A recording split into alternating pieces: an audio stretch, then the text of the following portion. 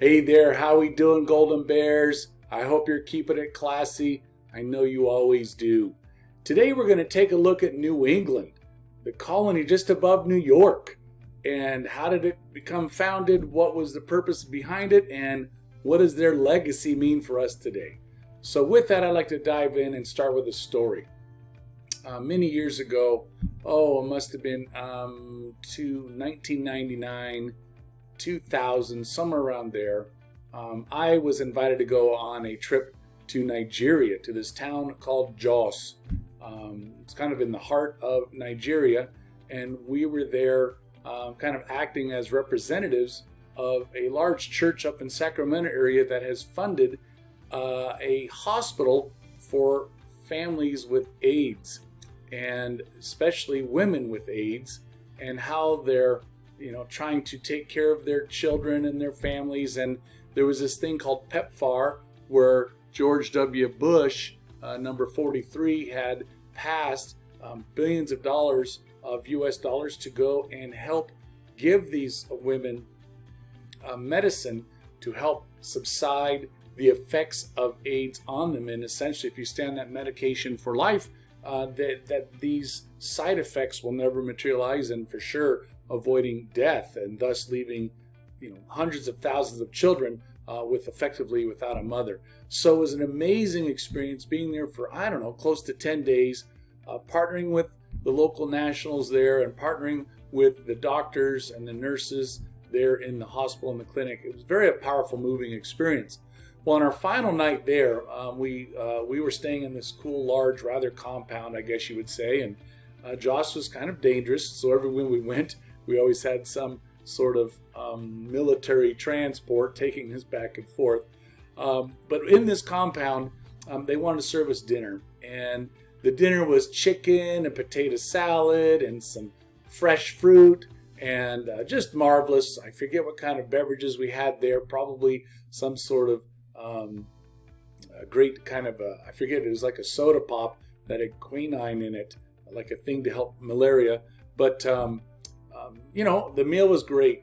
And the next day, as we're driving out of town, we're getting to the airport, we had some time to chat, and the pastor of the trip up from Sacramento kind of told us that, boy, what a marvelous meal it was. And we're all, yeah, it was great. The chicken was fantastic. And he goes, did you know what it took to have that chicken? And we're like, no, not all. They went to the store and bought it. He goes, well, no. All the women there that are part of the hospital that have AIDS and live in the housing that we provide for them in their work communities that they get trained in, he said they took up an offering. And you know what? The offering was equivalent of many of those women's monthly income. And I was humbled by that. Why? I just was grateful for a nice meal that I saw and got to meet some of these new people that had become friends of mine in that time. But little did I know that chicken was a month's worth of salary.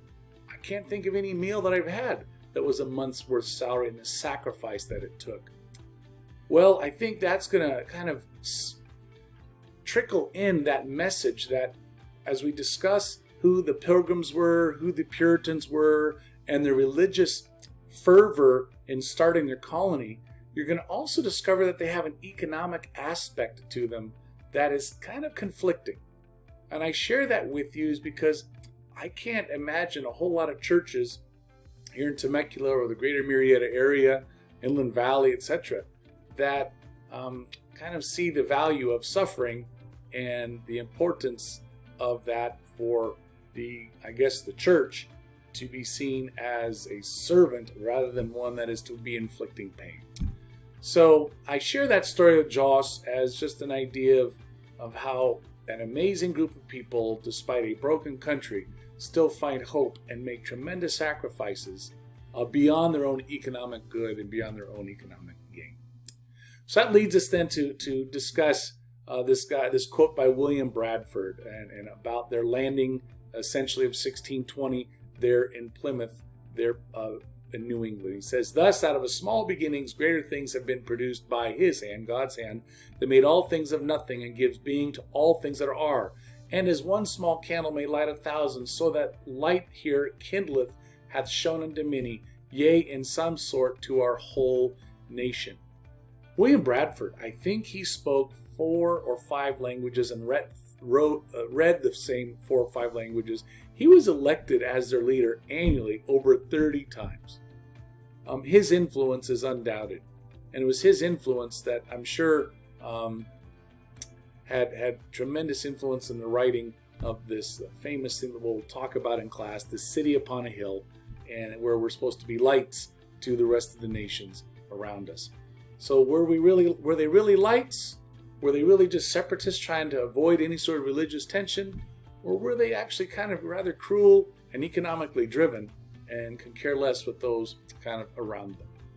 Some targets, we're going to talk about how the environment shaped New England and their early colonies, the relationships that they had with each other and with the Native Americans, and how there were social conflicts that emerged within the Indian colonies simply because perhaps of religious background, but also some of ethnic background with the Native Americans. Again, make sure that you have this chart, this graphic organizer printed out as we go through this lecture or as you go through your reading, so that way this project that will be due, it won't be that challenging for you as you march forward. Well, with that, let's dive in. Number 1, Pilgrims arrive in Massachusetts. Well, there were quite a profound number of people who were very concerned about the way the Church of England had been operating. And they brought these concerns as separatists, or pilgrims they were called, to ask the king if they might start a new colony. And at the time, you can go to the king and say, hey, is there a possibility we can start a new colony under the Virginia Company, and we will work within the Virginia Company and be very productive people while there? Well, they take off on their boat, the Mayflower, as you can imagine, and about 15 people, I forget the exact number, I know it's over 100 of them. Not all of them staunch believers of their separatist religion. They head over and they miss Virginia by a ton, and they end up above New York where the Dutch are, on New Amsterdam and what we call Manhattan, and they land in this little area that, like, rocky, craggy coastline, blustery, winds and cold water, looked nothing like Virginia that was described to them. But they thought, hey, we came for a new beginning and starting a new religious colony. This might be such a bad thing. And so there they decide, as they look around, that Plymouth will be the place. And it is in Plymouth that they begin putting a flag down, if you will, declaring it their own. What made the Pilgrims rather unique and different than the Virginia colonies, or different than Maryland, or different than the Carolinas, is that they travel in organized households, where you'll have the head of the household, the husband and the wife. They'll have servants, and they'll have their children, and often the head of the household and the wife will have various skills that will make them producers by the time they hit the soil as what we know as modern day New England. Some will be farmers, some could be doctors, some could be lawyers, some could be artisans, some could be blacksmiths, pottery. All sorts of skills were brought over by this household, and that's what also made them unique than Virginia or the other earlier colonies that we saw founded, where they were agricultural based or cash crop based, more so than these colonies up in the north, which are already beginning to show signs of mercantilism, or a merchant and commercialism, and the development of new light industry. Okay. Another important thing that we need to be mindful is this Mayflower Compact. Now, before they allegedly left the ship, about 42 men, notice I didn't say any women, and there weren't, these are men that were of Mr. status, who were dignified. There were other men who were there who were servants, etc., that didn't sign this. But William Bradley, amongst others, signed this compact that really wasn't a constitution. Your textbook would call it that. Maybe even test questions would call it that. But it's a compact that basically says, when we touch land, there are no rules here. In fact, this isn't even our land. We're squatters until the king kind of gives us official permission. What are we going to do to make sure that we can get along and respect why we came over here to begin with? So please know there was some unique things that the Pilgrims brought in 1620 and 1621 when they came here to Plymouth. area. Another thing that we should talk about is, well, there becomes this new group called the Puritans. So the Pilgrims had a good run for about 10 years. But there was a splintering amongst this, I don't know what you call it, don't call them a fringe group, but the Pilgrims were considered separatists, as you can see here. Separatists, that they opposed everything of the Church of England, and they wanted to organize a religion upon their own beliefs and run their city according to those own beliefs and their own political systems, etc. These Pilgrims were separatists. They didn't want to have anything to do with organized religion. On the other hand, 20 years later, were the Puritans. What makes them interesting is that both of them came from an Anglican background. One wanted to have nothing to do with them. The Puritans are like, well, let's not separate. What if we try to purify them in such a way that if we live with good examples, the rest of the Anglican Church, namely the King of England, will see how well we're doing it. Hence the need for John Winthrop's sermon that he gave called The City on a Hill that we will read together in class. Think of the Puritans as reformers and think as Pilgrims as separatists, and they want really nothing to do with the rest of the religious communities that are there. Well, what also makes these Puritans so unique, again, just like the Pilgrims, many of them traveled with their families. Many of them came very, very prosperous. The Puritans had Dutch backgrounds. They might have been yeoman-type farmers. They might have had some aspects of, as I said earlier, some skills in order to produce pottery or blacksmiths, etc. But the more prosperous, better supplied, and more numerous were the Puritans. And this enabled them to begin ushering in this entire new wave of pilgrims that were leaving England and other parts of Europe and coming over there to New England and starting new regions. Which one primarily? Boston. And it is in Boston that we see the Puritans establishing their more moderate approach to their Anglican religion, but a definite mindset of how they were going to flourish in their new country. And flourish they did. To the tune of almost 400,000 of them in a short period of time. What allowed that to happen? Well, the cooler climate limited the spread of disease, their ability to develop new light industry and artisanal crafts that enabled them to sell them overseas or down to the Bahamas and other areas so they can support one another.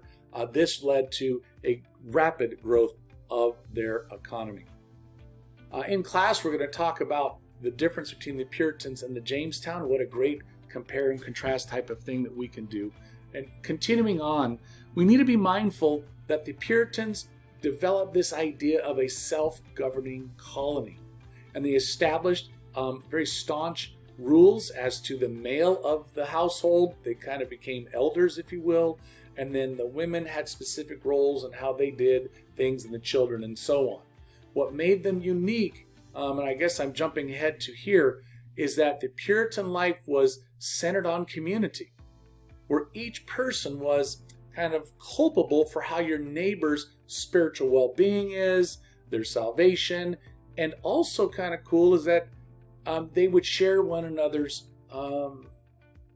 lives. Meaning, hey, let's share the cow, let's share then the ox, let's share the tools, let's work together for these things so that way we have camaraderie, and the end result is we all benefit from this type of thing.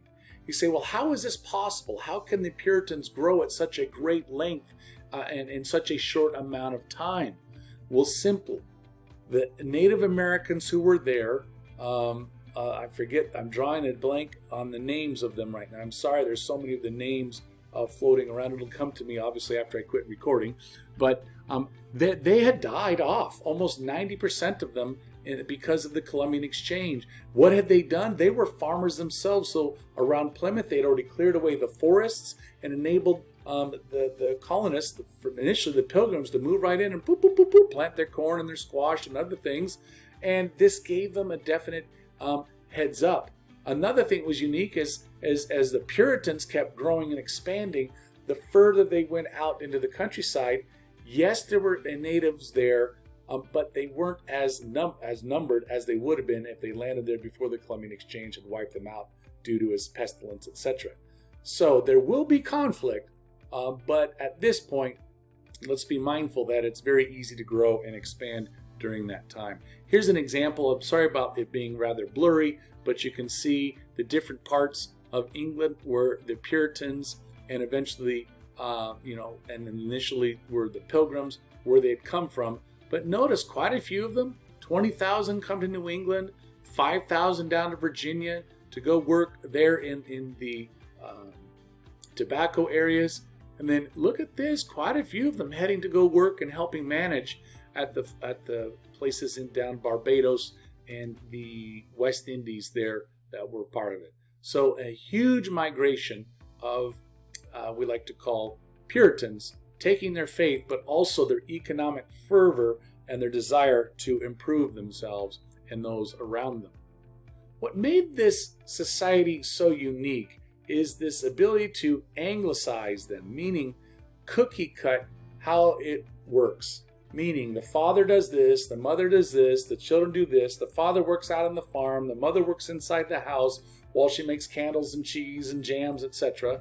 And then they learn how to trade with one another for various types of things. This is called the Anglicization of their society. And also during this time, we see the courts adopting common law, which, how convenient. Why is this convenient? It basically says the women don't have rights. And anytime the women do make any money, it's the right of the husband to take it from her. So this is just a very convenient thing to adopt the laws that were in England and bring them here, even though they fled England because they were fed up with the king's policies. So what did this in turn do? It made this a patriarchal family where only money or land was passed down by the father. Ironically, because England was going through a lot of problems during this time and transfers of power and debt because of wars that they were taking on during this time, the king and parliament was basically doing this thing called salutary it's late when I'm making this video. Salutary neglect.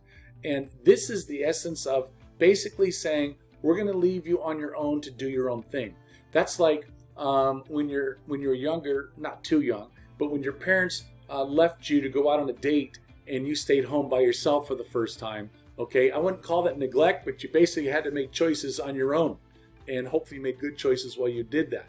This is going to be very important when we get into the next time period, because this is what the New England colonies and many of the other colonies experience. The king is busy with everything else. As long as money keeps coming in from the different colonies, we good. But the moment England continues to going on these battles and taking on all the other European countries, soon when those end, the king is going to look to the colonies to begin making their fair share of payment. So for right now, we call it salutary neglect, and they're going to have a good many years of running on that with the king with his attention, like the eye of Sauron looking elsewhere. Here's another great compare-contrasting that we might discuss in class between the New England and the Chesapeake patterns of development. Let's see. And then during this time, as I alluded to earlier, not everybody was in agreement amongst the religious communities. You would think with the Pilgrims first coming over, okay, that makes sense. They were wanting to be separate from anything else and anything else with religion, hence why they didn't even want to adopt the Church of England. Well, then comes the Puritans, and they were seemingly a little more open to reforming the church.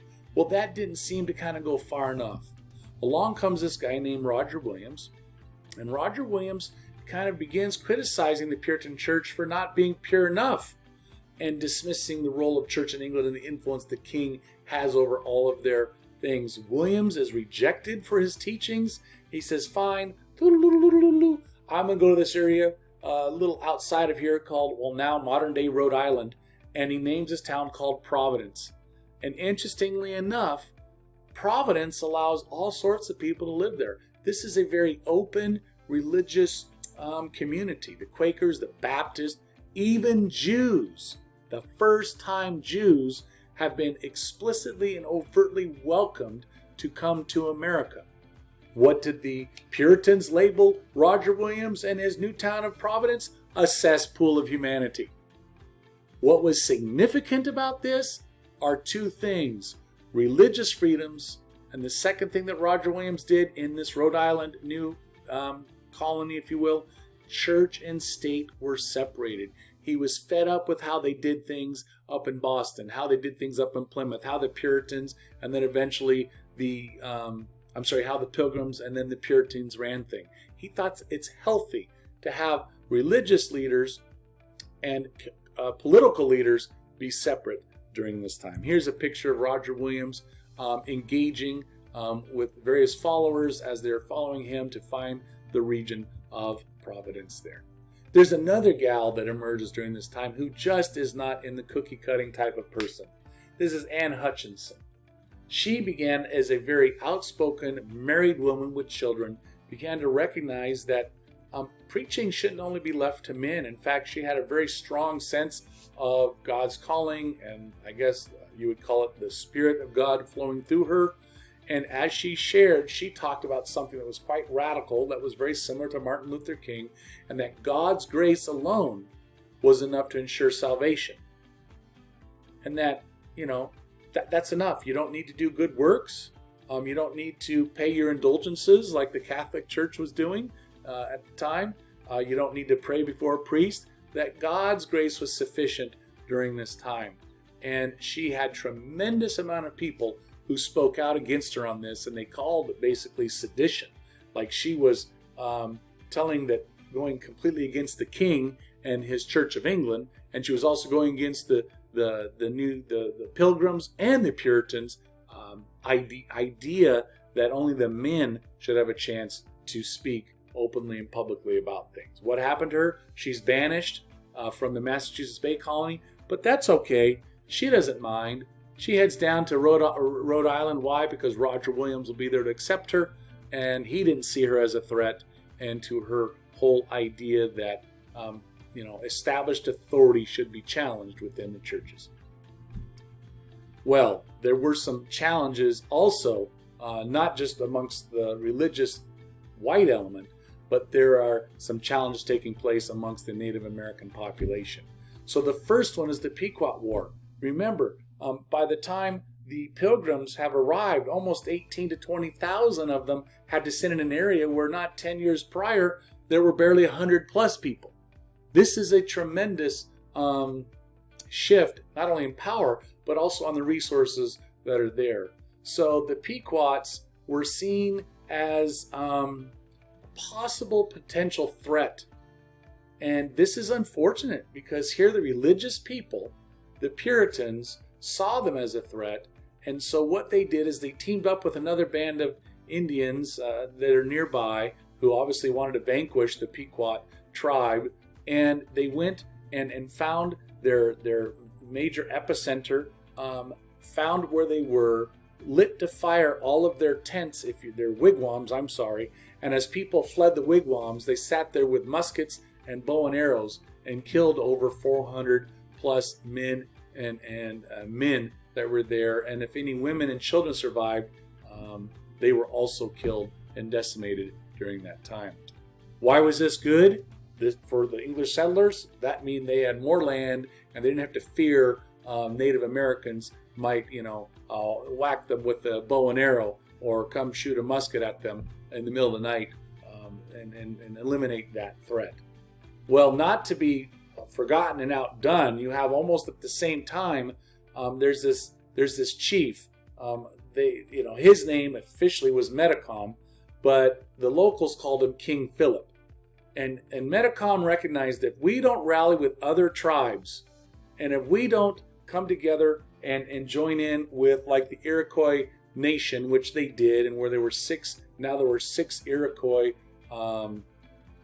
nations coming under one roof. They recognized if we don't fight back now, man, all these 20,000 people are going to run us out and we'll have a ruined way of life. And so Ultimately, the British had said, hey, we can live in peace if you decide to follow all the English law and accept our English customs. Metacom said, no way, Jose, and he led a bunch of his soldiers and kind of attacked random towns and villages and farmers living on the skirmishes, hence the response to the Pequot War, okay? And this caused tremendous chaos amongst all of the people living there in the New England colonies. Ultimately, he was caught and captured and killed, beheaded, dismembered, and his whole body cut up into pieces and sent to different parts of the New England colony. And what make it even matters worse, his head was taken and put there, is either in Plymouth or in Boston, I forget which town. His head was placed on a spit, if you will, for years as a reminder to any Native American of what would happen to them if they did such thing. What were the results? The casualties were high on both sides, yet the settlers were eventually victors, and giving them a greater confidence to kind of expand in land that otherwise wouldn't have been theirs. Here's a picture of Metacom and his group attacking a farmer that's out on their own. Remember, these aren't large plantations. These are small farmers left to their own.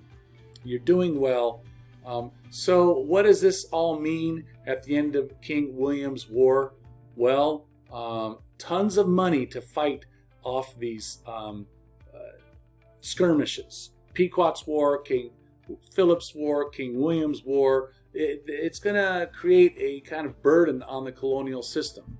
But it also gives more land to expand into, and it also creates no more conflict with the Native Americans because they are gone.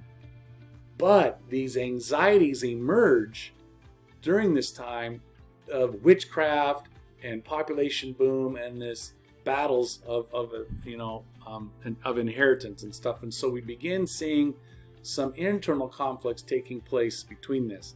So we need to recognize that there is this thing called the Salem witch trial, of which I'm sure you've heard of. And is it more a fear of women, or is it the fear of the frontier? And I would encourage you to watch that short little video there. We might watch that in class as well. But ultimately, we need to be mindful of witchcraft was part of the folklore in Europe and specifically in England. And when anything uncommon happened, from droughts to death of animals or boats sinking unexplainably, etc., it seemed to be that it was easy to blame the witches nearby. And who were these witches? People who were strong-voiced or people who didn't fit into the cultural norms of that. And in this instance, there in Salem, Massachusetts, it was mostly women who were widowed, who had a lot of land given to them by their husband. And so was this really witches, or was this a patriarchal system that, since land was limited and there was only so much of it because so many people were there, that this was a method of bringing almost 113, I think, women who were killed, whose land might have then been open to sell and to purchase by the closest male person, either in their family or not. So it's a very interesting aspect of what took place during that time. So with that, I want to bring to a conclusion that we need to be mindful that the New England colonies with the Puritans, they were vastly different than the founders of Jamestown, vastly different than those in Carolina, vastly different obviously than those down in the West Indies, okay? And because of these differences, they were very strong economically and they were very independent. Also, they were very accustomed to the self-governing towns as a result of the Mayflower Compact and other documents that they wrote up to determine how they were governed by the men and the specific roles they had. And we need to recognize that there were people who spoke out against this, who were seen as dissenters and sent packing in the name of Roger Williams or Anne Hutchinson during this time. So with that, go Bears, keep it classy, and we'll be looking for you the next time.